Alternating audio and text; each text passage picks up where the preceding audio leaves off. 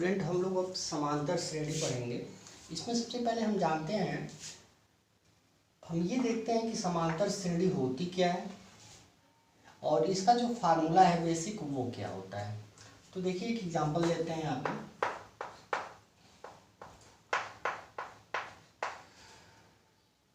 Twenty 15 10 अब आप देखते हैं कि फर्स्ट टर्म जो यहाँ पे है यानी T1 जो है वो 25 है, T2 20, T3 जो है आपका 15 है, T4 जो है 10 है। अब अगर हम नेक्स्ट टर्म में से उसके पहले वाले टर्म को लेस करते हैं, यानी यहाँ पे T2 माइनस T1 करते हैं, तो हमको 20 माइनस 25 इक्वल टू -5 मिलता है। फिर इसी तरह से हम T3 में से T2 को लेस करते हैं, 15 माइनस 20 तब भी हमको -5 मिलता है। इसी तरह से अगर हम T4 में से T3 को लेस करते हैं तब भी 10 माइनस 15 -5 मिलता है। आप देख रहे हैं जो डिफरेंसेस हैं यहाँ पे वो इक्वल है, तब हम कह सकते हैं कि ये जो सीक्वेंस है वो समांतर श्रेणी यानी अर्थमेटिक प्रोग्रेशन के रूप में है।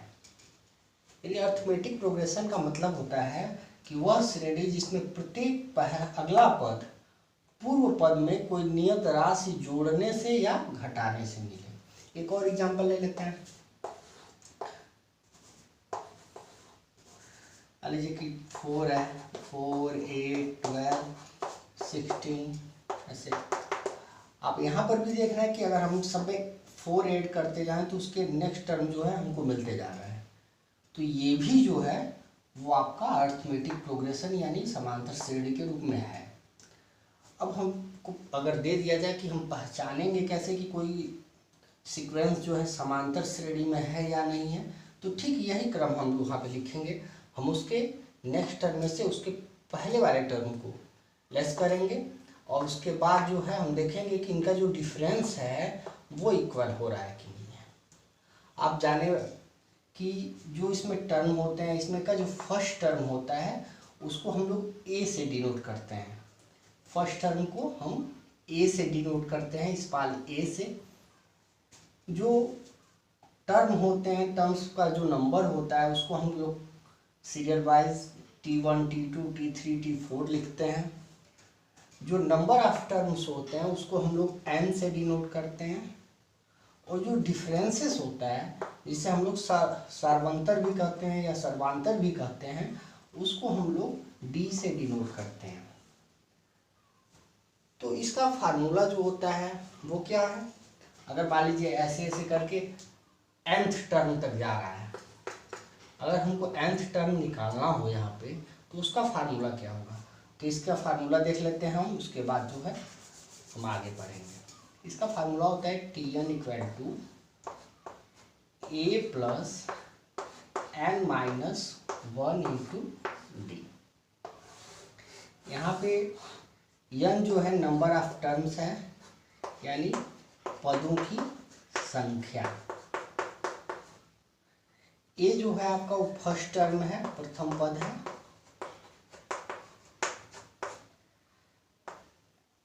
डी जो है आपका वो सार्वंतर है।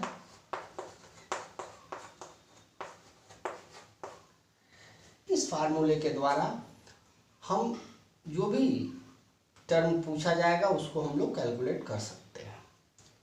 ये तो हो गई इसकी बात। अब आप जानते हैं कि यहाँ पे जो nth टर्म है वो लास्ट में दिया गया है, तो हम ये कह सकते हैं कि जो Tn है यानी nth टर्म जो है वो लास्ट टर्म के इक्वल होता है। जब nth टर्म जो है वो लास्ट टर्म के इक्वल माना जा सकता है तो उसके लिए हम ऐसे लिख सकते हैं, because Tn equal to L, then एक फार्मूला इसको आता है, इसको ऐसे भी लिखा जा सकता है L equal to a plus n minus 1 into d. ये फार्मूला आपका बन के आता है। ये तो शुरू से है। अगर मान लीजिए स्टार्ट से हमको nth टर्म निकालना है तब हम ये फार्मूला यूज करेंगे। अगर हमको लास्ट से पूछ लेता है तब क्या करेंगे, तो देखिए अगर हमको लास्ट से मान लीजिए अंत से आरवां पद निकालना है तो इसको टी आर लिख देते हैं।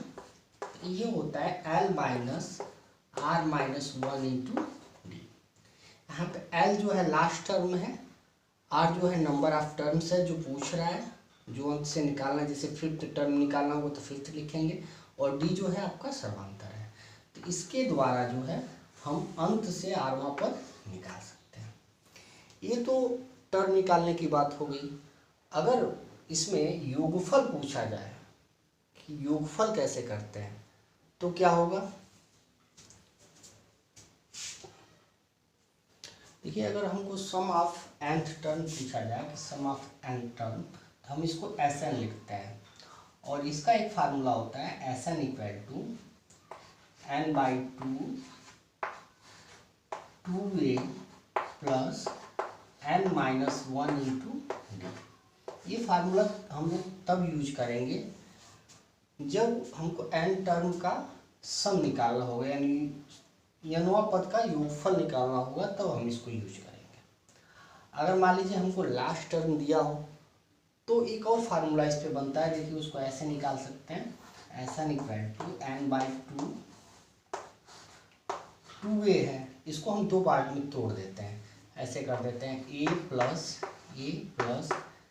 n-1 into D. अब देखिए आप ध्यान से, यहाँ पे आप जानते हैं ये L होता है, क्योंकि हमने अभी पढ़ा है कि जो L इक्वल टू होता है a plus n-1 into D, यानी ये लास्ट टर्म है। तो इतने की जगह पे हम L को कर सकते हैं, तो ये हो जाएगा Sn equal to n/2 a plus L। तो ये फार्मूला यूज करके भी हम लोग सम निकाल सकते हैं, लेकिन ये फार्मूला तभी यूज होगा जब हमको लास्ट टर्म यहाँ पे दिया गया हो। अब कुछ एग्जांपल ले लेते हैं, एग्जांपल के तौर पे हम देखते हैं कि कैसे nth टर्म निकाला जाता है इसमें, तो देखते हैं उसको। जैसे कि एग्जांपल लेते हैं, एक सीक्वेंस दिया गया है, इसका हमको 15th टर्म निकालना है। देखिए सबसे पहले शुरू से इसको बताते हैं। ये फर्स्ट टर्म है आपका, आप इसको a से डिनोट करेंगे, a इक्वल टू 4। फिर हम बारी आती है हमको d की वैल्यू निकालनी है, तो d इक्वल टू आपको बताया गया था कि सेकेंड टर्म में से फर्स्ट टर्म को लेस कर देंगे, तो ये हो जाएगा 1 माइनस 4 इक्वल टू -3। अब हम क्या करेंगे, यहाँ पे हमको 15th टर्म क्या करना है, n की वैल्यू जो होगी वो हो जाएगी आपकी 15। अब हम फार्मूला यूज करते हैं, Tn equal to a plus n-1 into d. n के जगह पे हमको 50 मिला है, 15 निकालना है हमको, a की वैल्यू रख लेते हैं 4 प्लस n की वैल्यू 15 -1 टू -3,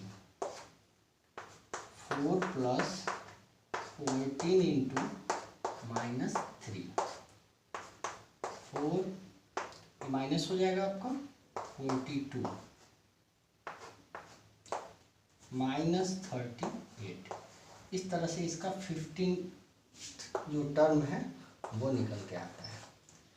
इसी में अगर हमको इसका सम निकालना हो, कि मान लेते हैं कि हमको 15वां यानी हमको 15 पदों का योग ज्ञात करना है, तो देखिए यहाँ पे Sn इक्वल टू हम जानते हैं n/2 2a plus n-1 into d. ये अब n के जगह पे 15/2 2a, तो 2 इंटू 4 प्लस 15 -1 इंटू -3,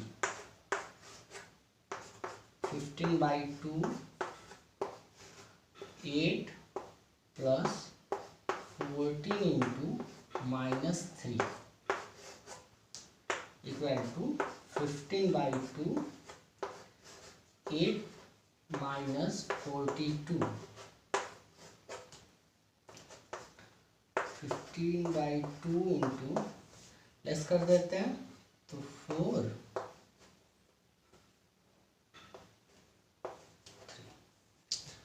34 बचा।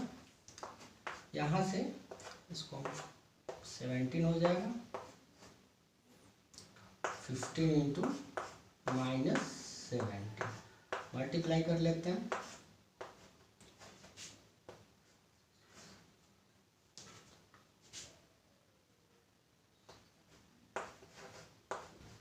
ये हमारा इस तरह से हमको योगफल जो निकालना होगा कि दिए गए पदों का योगफल ज्ञात कीजिए, तो हम इस फार्मूले के द्वारा ऐसे ही उसको ज्ञात कर सकते हैं।